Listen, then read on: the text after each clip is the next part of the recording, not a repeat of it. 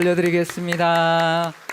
우리 옆 사람과 인사하시겠습니다. 반갑습니다. 축복합니다. 사랑합니다. 네, 할렐루야도 이렇게 경쾌하게 할 수 있네요, 그죠? 오늘 예배 가운데 하나님을 찬양하는 우리의 마음과 우리의 기도가 되시기를 바랍니다. 요즘 젊은 친구들이 많이 쓰는 말 중에요, 츤데레라는 말이 있습니다. 혹시 들어보셨나요? 무슨 뜻인지 혹시 아시나요? 예를 들면 이럴 때 쓰는 말인데요. 남편이 집에 들어와서 쇼핑백 하나를 아내에게 주었습니다. 이게 뭐냐고 물으니까 오다가 주웠어, 이제 그런 거죠. 주웠어, 뭐 그러니까 주웠어도 아니고 주웠어, 뭐 그러는 거죠. 근데 그 안에 들여다 보니까 엄청 큰 다이아 반지가 들어 있는 겁니다. 이런 사람을 츤데레라고 하는데요. 다정다감하는데 선물 하나 안 주는 남편이 좋으세요? 좀 무뚝뚝한데 이렇게 선물 주는 남편이 좋으세요? 다정다감하고 선물도 주는 게 좋죠. 네. 겉으로는 무뚝뚝하지만 속으로는 따뜻하게 챙겨주는 사람을 말합니다. 근데요, 이 츤데레가 사실 일본 말입니다. 츤데레는 겉으로 츤츤거리며 속으로는 데레데레한다, 그런 말인데요. 그러니까 원래 일본에서는 겉으로는 매정하게 아주 못되게 대하면서 속으로는 좋아하고 부끄러워하는 그런 사람을 뜻한다고 합니다. 그러니까 우리가 어렸을 때 남학생들이 우리 여학생 좋아하는 여학생한테 괜히 고무줄 끊고 막 이런 짓궂은 짓을 하는 거는 좋아서 그런 거죠. 이제 그런 건데 우리나라는 오히려 그런 것보다는 이제 무뚝뚝하지만 좀 따뜻한 사람, 좀 부끄러워서 잘 말은 사랑한다 말은 못해도 이제 따뜻한 사람, 잘 챙겨주는 사람, 이제 그렇게 쓰이고 있는데요. 그러니까 우리나라에서 이렇게 쓰이다 보니까 국립국어원에 우리말 셈에 등록된 단어입니다.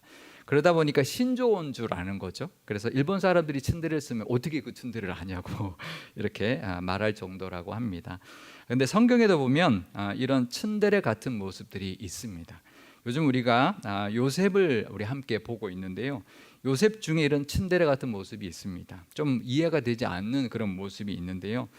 그거는 형들이 흉년이 2년째 됐을 때 애굽으로 와서 요셉을 만날 때 그 형들을 대하는 요셉의 태도인데요. 요셉이 나중에 형들에게 그렇게 말을 하죠. 하나님이 생명을 구원하시려고 자기를 먼저 애굽으로 보내신 것이다, 이렇게 말을 합니다. 근데 처음부터 그런 게 아니었습니다. 처음에는 형들을 정탐꾼이라고 몰아붙였습니다. 창세기 42장 16절 뒷부분에서 17절 말씀입니다. 내가 너희의 말을 시험하여 너희 중에 진실이 있는지 보리라. 바로의 생명으로 맹세하노니 그리하지 아니하면 너희는 과연 정탐꾼이니라 하고 그들을 다 함께 3일을 가두었더라. 그러니까 이 나라를 염탐하러 온 정탐꾼이라고 엄하게 대하면서 감옥에 3일이나 가두어두기까지 했다라는 거죠. 요셉이 왜 그랬을까요? 정탐꾼 아니라는 거는 뻔히 다 아는데 도대체 왜 그랬을까요? 그리고는 이제 시므온만 붙잡아 놓고 나머지 9명의 형들을 이제 보내면서 곡식을 주고 보냈는데요. 창세기 42장 25절 말씀입니다. 명하여 곡물을 그 그릇에 채우게 하고 각 사람의 돈은 그의 자루에 도로 넣게 하고 또 길 양식을 그들에게 주게 하니 그대로 행하였더라. 그러니까 가지고 왔던 돈을 도로 다 자루에 양식가게 넣어 주었고요. 가다가 길에서 먹을 길 양식까지 챙겨 주라고 했던 거죠. 엄하게 대하긴 했지만 좀 따뜻하게 뒤에서는 챙기는 모습이라는 것을 볼 수가 있습니다. 요셉이 왜 그랬을까요? 요셉이 츤데레 같은 사람이라서 그랬을까요? 요셉이 좀 고생을 했죠.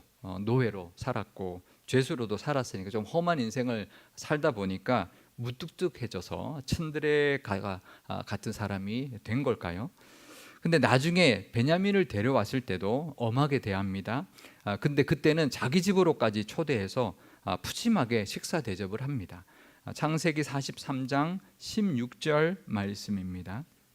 요셉은 베냐민이 그들과 함께 있음을 보고 자기의 청지기에게 이르되 이 사람들을 집으로 인도해 드리고 짐승을 잡고 준비하라. 이 사람들이 정오에 나와 함께 먹을 것이니라. 그러니까 아주 푸짐하게 또 손님처럼 아주 극진하게 또 대접을 합니다. 여기까지는 좋죠. 좀 엄하게는 대했어도 츤데레 같이 챙기는 그런 모습이 있었는데요. 근데 그리고 난 다음에 양식을 자루에 담아서 가나안 땅으로 돌려보낼 때 자기 동생 베냐민의 그 자루에 은잔을 몰래 넣어서 도둑으로 몰아갔습니다. 그래서 그들이 떠나자마자 바로 따라가서 잡아오라고 사람을 보내는 장면이 나오는데요. 창세기 44장 2절에서 5절 말씀입니다. 또 내 잔 곧 은잔을 그 청년의 자루 아귀에 넣고 그 양식값 돈도 함께 넣으라 하매 그가 요셉의 명령대로 하고 아침이 밝을 때에 사람들과 그들의 나귀들을 보내니라. 그들이 성읍에서 나가 멀리 가기 전에 요셉이 청지기에게 이르되 일어나 그 사람들의 뒤를 따라가서 그들에게 이르기를 너희가 어찌하여 선을 악으로 갚느냐 이것은 내 주인이 가지고 마시며 늘 점치는 데 쓰는 것이 아니냐 너희가 이같이 하니 악하도다 하라. 이건 또 뭘까요? 츤데레도 아니죠. 이거는 뭐 성격 파탄자도 아니고 엄하게 대했다가 챙겨주고 식사 대접을 잘하고는 도둑에 누명을 씌우고 이랬다 저랬다 도대체 종잡을 수가 없습니다. 요셉이 왜 그랬을까요? 도대체 왜 이럴까요? 분명히 이유가 있었을 겁니다. 오늘은 요셉의 이런 모습들을 통해서 주시는 하나님의 뜻과 은혜를 깨닫는 시간 되시기를 바랍니다. 꽤 많은 분량으로 이 내용을 기록해주고 있는 이유가 분명히 있을 줄 압니다. 그 은혜를 오늘 누리시는 시간 되시기를 바랍니다. 처음에 형들이 왔을 때 정탐꾼이라고 몰아세운 것은요, 아버지의 안부를 묻고 동생 베냐민의 소식을 듣고 싶어서 그랬고 또 동생을 빨리 보고 싶어서 그랬던 것입니다. 나중에 형들이 가나안 땅에 돌아가서 베냐민을 데리고 가야 양식을 더 사올 수 있다고 야곱에게 그러자 야곱이 왜 동생이 있다고 말해가지고 나를 이렇게 괴롭게 하느냐, 그럴 때 형들이 이렇게 말을 합니다. 창세기 43장 7절 뒷부분입니다. 너희 아버지가 아직 살아계시느냐 너희에게 아우가 있느냐 하기로 그 묻는 말에 따라 그에게 대답한 것이니 그가 너희 아우를 데리고 내려오라 할 줄을 우리가 어찌 알았으리까. 그러니까 막 정탐꾼으로 모니까요, 자기들은 다 한 사람의 아들들이다. 그랬더니 아버지는 아직 살아계시냐 동생은 있느냐 꼬치꼬치 물어서 정탐꾼으로 몰리는 상황에서 있는 대로 그대로 다 대답을 했다는 것이죠. 근데 갑자기 동생을 데리고 와라라고 하니 그럴 줄 어떻게 알았겠냐 그러는 거죠. 그러니까 처음에 정탐꾼으로 엄하게 몰아붙인 것은 자기가 요셉인 것을 밝히지 않고 아버지의 소식을 듣고 또 동생의 안부를 묻고 또 동생까지 데리고 오라 해서 보고 싶어서 그랬던 것이죠. 그러면 동생 베냐민에게 누명을 씌운 건 왜 그랬을까요? 그건 좀 다른 이야기죠. 그건 형들이 베냐민을 어떻게 대하는지를 보려고 했던 것입니다. 말로는 얼마든지 동생을 위하는 척할 수 있죠. 그런데 어떤 위기가 닥치면 위기 앞에서는 본심이 드러나게 돼 있는 것입니다. 그런 상황을 요셉이 만들었던 것인데요. 실제로 형들이 베냐민을 요셉처럼 미워하지 않았습니다. 그랬어도 은잔을 훔친 베냐민을 대신해서 유다가 자기가 스스로 자기가 대신 종이 되겠다라고 했는데요. 그건 쉬운 일이 아닙니다. 그건 전혀 다른 문제인 거죠. 아무리 형제지간이라 할지라도 자기가 야곱 아버지에게 자기가 책임지고 데리고 온다고 약속했다 할지라도 죄를 대신 덮어쓰는 것은 쉽지 않은 거죠. 자기가 짓지 않은 죄를 덮어쓰고 그 먼 이국 땅에서 그 나이에 종이 되면 유다의 남은 가족은 또 어떻게 되나요? 유다가 다말에게서 쌍둥이 아들까지 낳았죠. 손자 같은 누뚱이까지 있는데 유다가 그렇게 종이 될 필요까지는 없는 일인 것이죠.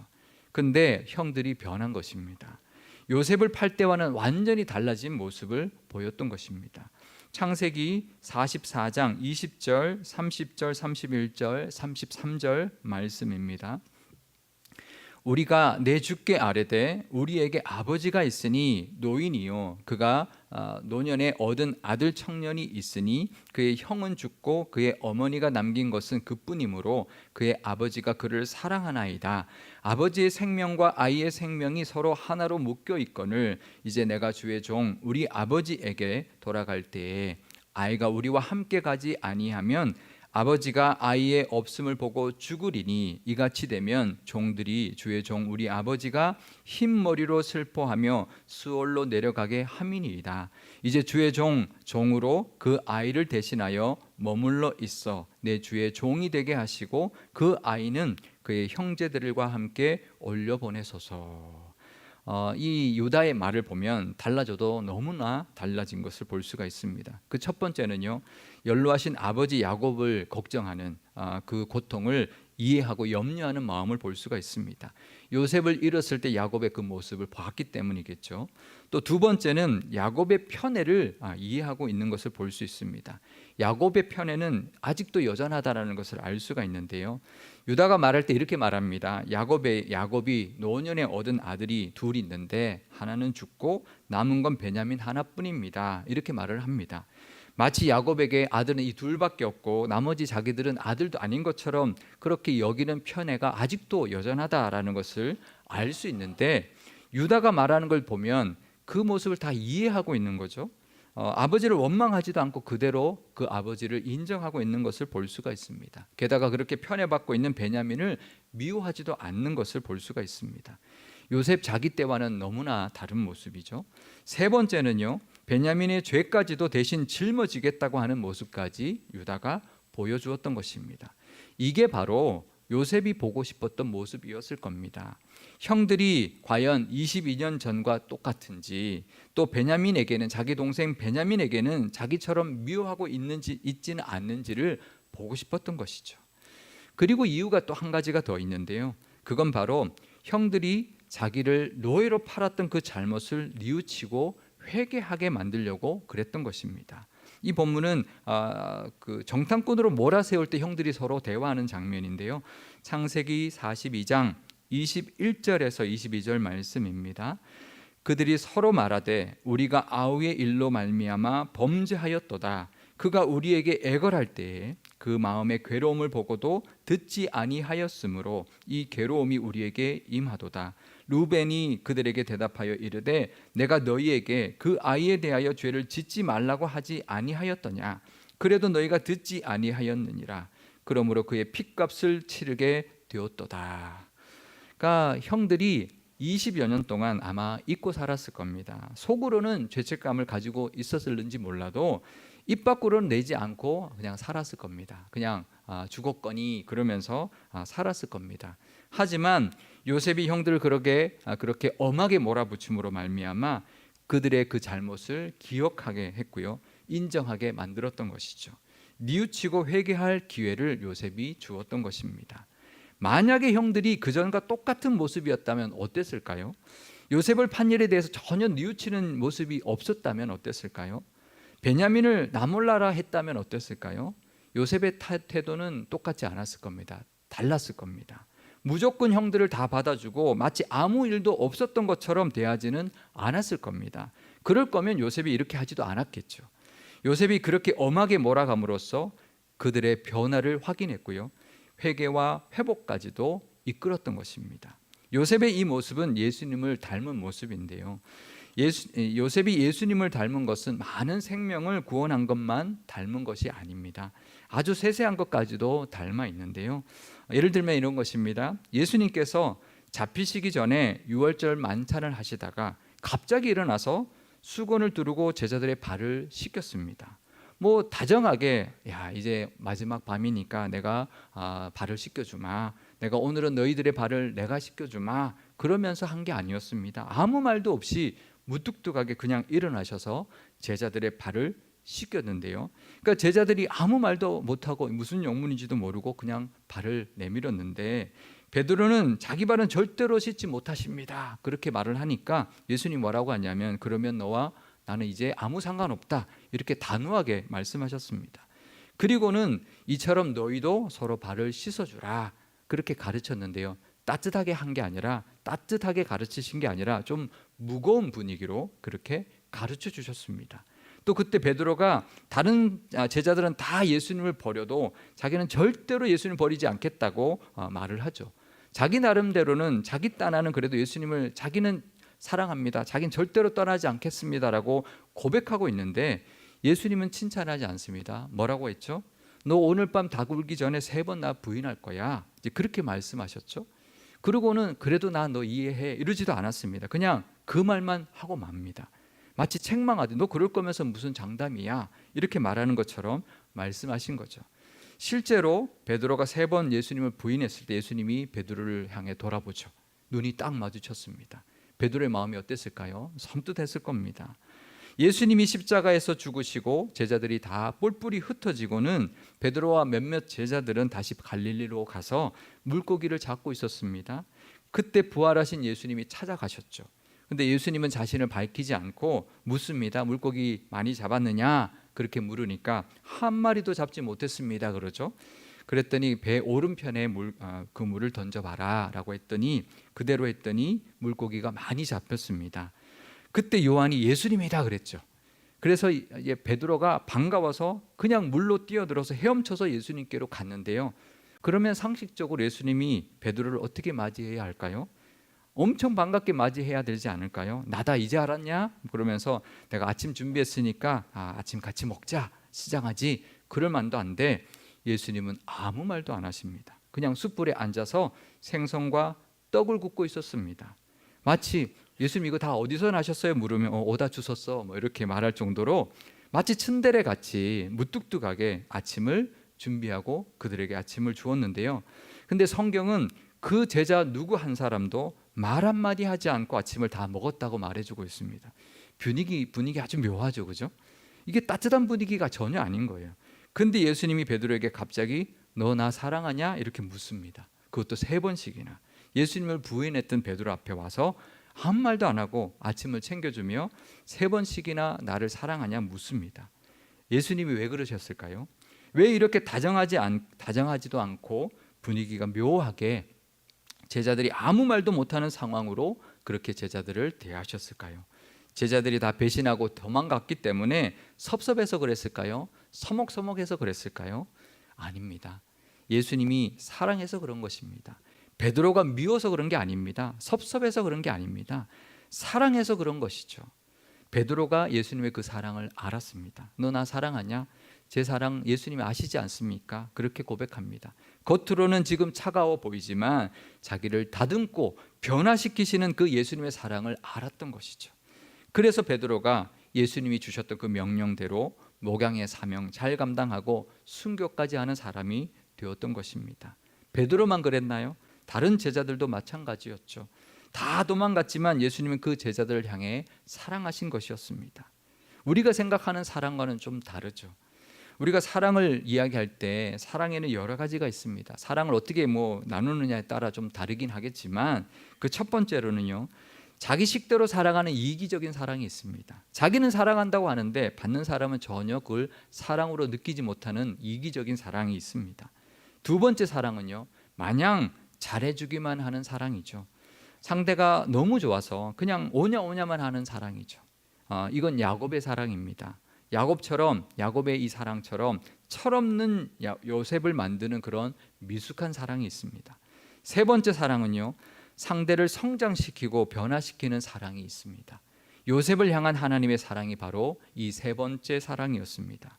요셉을 성장시키기 위하여 하나님은 요셉을 노예로 삼았고 죄수가 되게 하셨습니다. 너무나 가혹할 정도로 차가운 사랑이었습니다. 하지만 그 사랑으로 요셉은 애굽의 총리가 되었고요. 그 사랑이 가족과 세상을 구원하는 사람으로 성장시켜 주었습니다. 요셉이 그 하나님의 냉철하신 사랑을 깨달았습니다. 그래서 요셉도 형들에게 그 사랑, 그렇게도 차가운 사랑을 했던 것입니다. 요셉의 그 사랑 덕분에 형들은 더욱 변화되었고요. 회개하고 과거의 잘못을 다 청산하고 애굽에서 남은 여생을 아주 편안하고 복되게 살 수 있게 해주었습니다. 우리에게도 이런 냉철하신 하나님의 사랑이 있습니다. 때로는 이해할 수 없습니다. 때로는 섭섭할 때도 있습니다. 하지만 그건 분명 하나님의 사랑임을 우리가 알아야 합니다. 그 모든 것을 허락하시는 것은, 사랑하는 자녀에게 그 모든 것을 허락하시는 것은 사랑하셔서 그런 것이라는 것을 알아야 합니다. 무조건 오냐 하고 아무 탈 없게 살게 하는 것이 사랑이 아닙니다. 하나님의 사랑은 야곱 같은 사랑이 아닙니다. 요셉 같은 사랑일 때가 있습니다. 때로는 힘들 때를 허락하십니다. 하지만 그 이유는 분명합니다. 구원과 성장을 위해 우리에게 주시는 냉철하신 사랑이라는 것을 알아야 합니다. 때로는 마냥 자상하지만은 않으셔도 힘들고 어려운 상황을 허락하신다 할지라도 그 이유는 사랑이라는 것, 오히려 더 큰 사랑이라는 것을 우리가 알아야 합니다. 더 큰 은혜를 주시려고, 더 큰 복을 주시려고, 더 크게 쓰임 받는 사람이 되게 하시려고 베푸시는 하나님의 냉철한 사랑이라는 것을 깨달으실 수 있기 바랍니다. 우리를 향해서도, 우리 교회를 향해서도 하나님의 그 사랑을 베풀고 계십니다.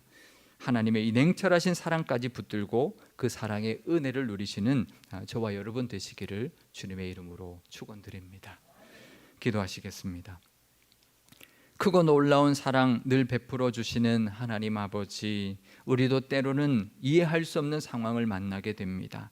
사랑하는 자녀에게 허락하시는 것이면 분명 하나님의 뜻이 있음을 알게 하옵소서. 그것 또한 하나님의 사랑의 모습이라는 것을 깨닫는 지혜도 더하여 주옵소서. 때로 우리는 하나님이 늘 오냐오냐 해주시고 아무 일 없이 편안한 삶만 주시기를 바라지만, 하나님은 그런 미숙한 사랑이 아니라 야곱의 사랑처럼 철없는 요셉을 만드는 사랑이 아니라 세상을 품고 세상을 이기며 세상을 이끌어갈 수 있는 깊고 넓은 사람으로 만들어 가시는 하나님의 냉철하신 사랑이 있음을 기억하게 하옵소서. 그 냉철하신 사랑으로 우리도 변화되게 하시고 성장하게 하옵소서. 우리도 요셉처럼 그런 냉철한 사랑으로 세상을 선하게 이끌게 하시고 변화와 성장을 만들어가는 사람이 되게 하옵소서. 70주년이 된 우리 교회를 향해서도 냉철하신 사랑이 있었습니다. 그 사랑으로 더욱 큰 고목 같은 교회가 되게 하옵소서. 새들에게 보금자리를, 고난자들에게 그늘을, 줄인 자들에게 열매를 나누어 줄 줄 아는 그런 큰 나무 같은 교회로 성장시켜 주옵소서. 우리 구주 예수님의 이름으로 기도드리옵나이다. 아멘.